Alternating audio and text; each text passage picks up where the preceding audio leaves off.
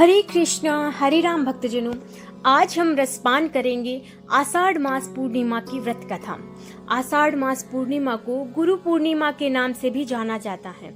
आपसे प्रार्थना है कि यह कथा पूरी अवश्य सुने, क्योंकि कहा जाता है कि अधूरी कथा सुनने से दोष लगता है। और कथा शुरू होने से पहले हमारे चैनल श्रीवाणी को सब्सक्राइब जरूर कर ले और कमेंट में जय श्री विष्णु लक्ष्मी जरूर लिखे।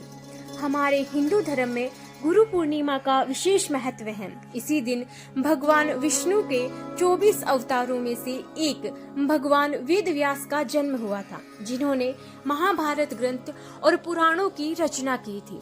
हमारे सनातन धर्म में गुरु को भगवान से भी ऊंचा स्थान प्राप्त है। इसीलिए कहते हैं, गुरु गोविंद दोऊ खड़े काके लागू पाऊं, बलिहारी गुरु आपकी गोविंदियो बताई।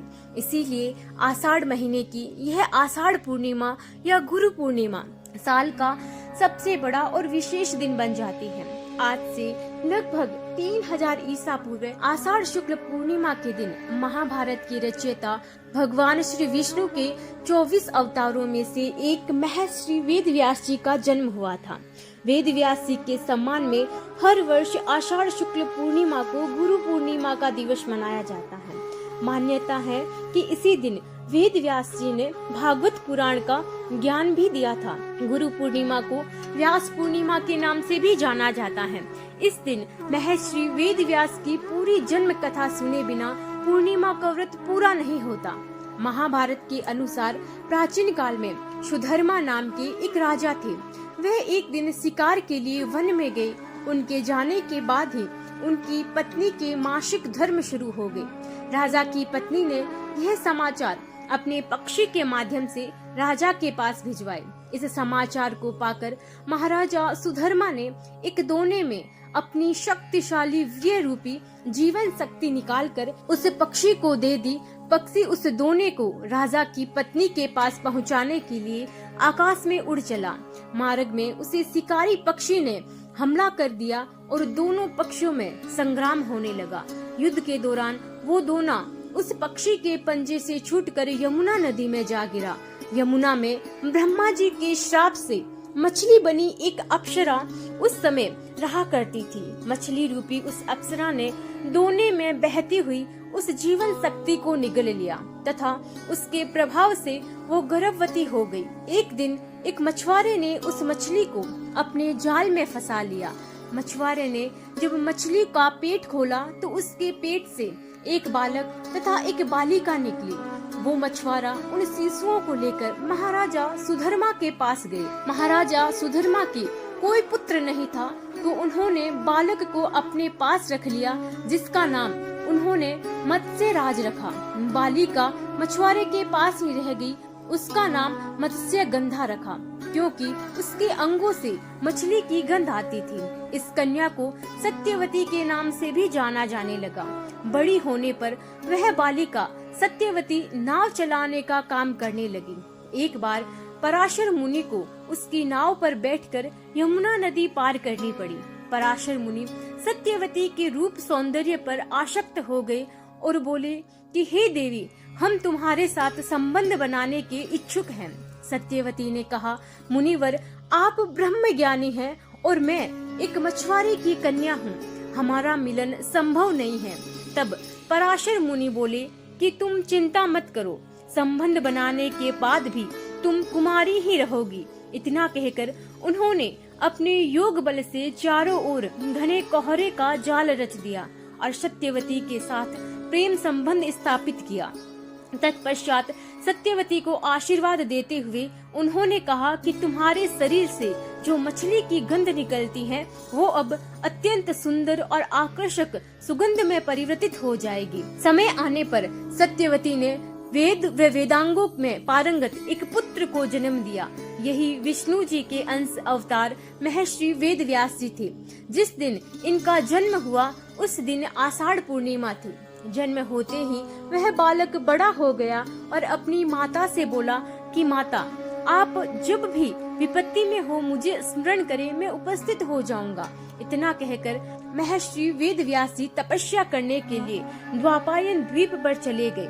द्वापायन द्वीप में तपस्या करने के कारण तथा उनके शरीर का रंग काला होने के कारण उन्हें कृष्ण द्वापायन कहा जाने लगा। आगे चलकर वेदों का भाष्य करने के कारण सत्यवती माँ के यह दिव्य पुत्र संसार में वेद व्यास के नाम से विख्यात हुए। एक बार वेद व्यास जी ने अपने माता पिता से भगवान के दर्शन की इच्छा प्रकट की, लेकिन उनकी माता सत्यवती ने उनकी यह इच्छा पूरी करने से मना कर दिया। वेद व्यास जी हट करने लगे तो माता ने उन्हें वन में जाने की आज्ञा दी और जाते समय माता सत्यवती ने वेद व्यास जी से कहा कि जब घर की याद आए तो लौट आना। इसके बाद वेद व्यास जी तपस्या करने के लिए वन में चले गए। वन में उन्होंने बहुत कठोर तपस्या की। इस तपस्या के प्रभाव से वेद व्यास जी को संस्कृत भाषा का बहुत अच्छा ज्ञान हो गया। फिर उन्होंने चारों वेदों का विस्तार किया। इतना ही नहीं, उन्होंने महाभारत के 18 पुराणों और ब्रह्म सूत्र की भी रचना की। महर्षि वेद व्यास जी को चारों वेदों का ज्ञान था, इसीलिए आषाढ़ पूर्णिमा या गुरु पूर्णिमा के दिन गुरु की पूजा करने की परंपरा उन्हीं के दौर से चली आ रही है। वेद व्यास जी ने संसार को भागवत पुराण का भी ज्ञान दिया था।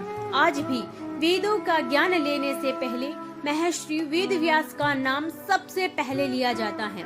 वेद व्यास जी एक चिरंजीवी हैं। वो आज भी पृथ्वी पर मौजूद हैं और वे कलयुग के अंत तक पृथ्वी पर ही रहेंगे। गुरु शब्द संस्कृत के 2 शब्दों से जुड़ा हुआ है। गु अर्थात की अंधकार या अज्ञान और रु का अर्थ है अंधकार या अज्ञान को दूर करने वाला। गुरु की कृपा हमारे अज्ञान को दूर करती है और हमें आनंद और मोक्ष का मार्ग दिखाती है। गुरु वो होता है जो हमें अज्ञानता के अंधकार से ज्ञान के प्रकाश की ओर ले जाता है। इसीलिए गुरुओं द्वारा हमें सिखाए गए अपार मूल्यों और पाठों के लिए उनका सम्मान और आभार हमें व्यक्त करना अत्यंत महत्वपूर्ण है। यह दिन हमारे जीवन में गुरुओं के महत्व और उनके प्रति श्रद्धा व्यक्त करने का अवसर है। गुरु वह होता है जो हमें अज्ञानता के अंधकार से ज्ञान के प्रकाश की ओर धकेल कर ले जाता है। वह हमारे मार्गदर्शक, शिक्षक और आध्यात्मिक पथ प्रदर्शक होते हैं। गुरु पूर्णिमा का यह पावन पर्व हमें अपने गुरुओं के प्रति कृतज्ञता व्यक्त करने और उनके आशीर्वाद को प्राप्त करने का शुभ अवसर प्रदान करता है। आइए अब जानते हैं पूर्णिमा व्रत की कथा और इसे रखने का महत्व, जिसे आषाढ़ पूर्णिमा व्रत पर सुनने से ही पूर्णिमा का व्रत पूरा माना जाता है। प्राचीन काल में कांतिका नामक नगर में राजा चंद्र हास्य राज्य करते थे। उनके नगर में एक धनेश्वर नाम का ब्राह्मण भी अपनी पत्नी सुशीला के साथ रहता था। उनके घर में किसी भी प्रकार के धन संपत्ति की कोई कमी नहीं थी, लेकिन ब्राह्मण की कोई संतान नहीं थी, जिसके कारण दोनों पति पत्नी बहुत दुखी रहते थे। एक बार उस नगर में एक साधु आते हैं और सभी घरों में भिक्षा मांगकर गंगा नदी के किनारे भोजन करके जीवन यापन करते हैं। लेकिन वह साधु धनेश्वर के घर भिक्षा मांगने कभी नहीं जाते। अपनी और अपनी भिक्षा का अनादर इन दोनों चीजों से दुखी होकर धनेश्वर योगी के पास जाकर बोले, आप सभी घरों में भिक्षा लेते हैं, परंतु मेरी घर की भिक्षा आप कभी नहीं लेते, इसका क्या कारण है? तब योगी कहने लगे कि हमारा धर्म हमें यह बात की आज्ञा नहीं देता है, क्योंकि अभी भी आप ग्रस्त जीवन में एक सुख से वंचित हैं। आपके घर संतान होने पर ही मैं आपके घर से भिक्षा स्वीकार कर सकता हूँ। जिसे संतान नहीं है उसके घर से भिक्षा लेने से मेरा पतित हो जाना निश्चित है। मुझे अपने पतित हो जाने का भय है। धनेश्वर यह बातें सुनकर बहुत दुखी हुआ और हाथ जोड़कर उन योगी के पैरों में गिर पड़ा तथा दुखी मन से कहने लगा, आप मुझे संतान प्राप्ति के उपाय बताएं। आप सर्वज्ञ हैं, मुझ पर अवश्य ये कृपा कीजिए। धन की मेरे घर में कोई कमी नहीं है, लेकिन मेरे संतान ने होने के कारण अत्यंत दुखी हूँ, अतः आप मेरे इस दुख का हरण कर लीजिए। यह सुनकर योगी कहने लगे कि तुम चंडी की आराधना करो। घर पहुंचकर उन्होंने यह सारी बात अपनी पत्नी को बताई और खुद वन में चला गया। वन में पहुंचकर उसने चंडी की आराधना की और उपवास भी किए। चंडी ने 16 दिन बाद धनेश्वर को दर्शन दिए और कहा कि हे धनेश्वर, जा, तेरे पुत्र होगा, लेकिन उसकी आयु सिर्फ 16 वर्ष की होगी। अगर तुम दोनों स्त्री और पुरुष 32 पूर्णिमा का व्रत करोगे तो वह पुत्र दीर्घायु हो जाएगा। सुबह होते ही तुम्हें एक आम का पेड़ दिखाई देगा, उस पर चढ़कर एक फल तोड़कर अपने घर ले जाना और अपनी स्त्री को इसके बारे में बताना। सुबह स्नान करने के बाद वह स्वच्छ होकर शंकर जी का ध्यान करके इस फल को खा ले, तब शंकर भगवान की कृपा से उसको पुत्र होगा। जब ब्राह्मण सुबह उठा तो उसे उस स्थान पर एक आम का पेड़ सच में दिखाई दिया और वह उसे फल तोड़ने के लिए चढ़ा, लेकिन वह पेड़ पर चढ़ ही नहीं पा रहा था। यह देखकर उसे बड़ी चिंता हुई। उसने भगवान विघ्नहर्ता गणेश जी की उपासना की और कहा, हे दयानिधि, अपने भक्तों के विघ्नों का नाश करके उनके मंगल कार्यों को करने वाले, दुष्टों का नाश करने वाले, हे रिद्धि सिद्धि देने वाले, आप मुझे इतना बल दे कि मैं अपनी मनोकामना पूरी कर सकूं। इसके बाद वह पेड़ से फल तोड़कर अपनी पत्नी के पास पहुंचा। उसकी पत्नी ने अपने पति के कहे अनुसार उस फल को खा लिया और वह गर्भवती हुई और देवी माँ की कृपा से उसे बहुत सुंदर पुत्र रत्न की प्राप्ति हुई। उसका नाम उन्होंने देवी दास रखा। देवी दास जब 16 वर्ष का हुआ और उसके जीवन का अंतिम समय चलने लगा तो उसे अपने मामा के साथ पढ़ने के लिए काशी भेज दिया गया।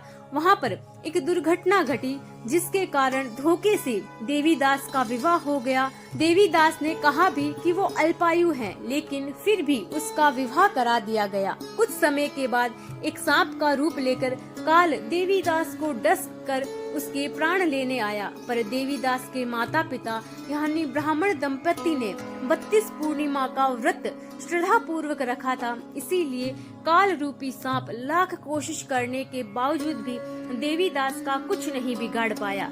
जब काल दोबारा से इसी चीज का कारण पूछने शिव शक्ति के पास गया तो माता गौरी और भगवान शंकर ने काल देव को बताया कि देवीदास के माता पिता ने 32 पूर्णिमा के व्रत किए थे, जिसका यह प्रभाव है कि देवीदास की अल्पायु का योग अब खत्म हो चुका है और देवीदास अब लंबी आयु तक जिएगा। वह काल भी उसका कुछ नहीं बिगाड़ सकता। इसके बाद देवीदास अपनी नई पत्नी और विवाह के समय मिली बहुत सारी धन संपत्ति को लेकर अपने माता पिता के पास अपने गांव लौट आया और एक खुशहाल जीवन व्यतीत करने लगा। तभी से कहा जाता है कि पूर्णिमा के दिन व्रत करने से सभी संकटों से मुक्ति मिलती है, संतानें दीर्घायु होती हैं, उनकी सभी कष्टों से रक्षा होती है और सभी तरह की मनोकामनाएं पूर्ण होती हैं। ऐसी ही और व्रत कथाओं के लिए हमारे चैनल श्रीवाणी को जरूर सब्सक्राइब करें।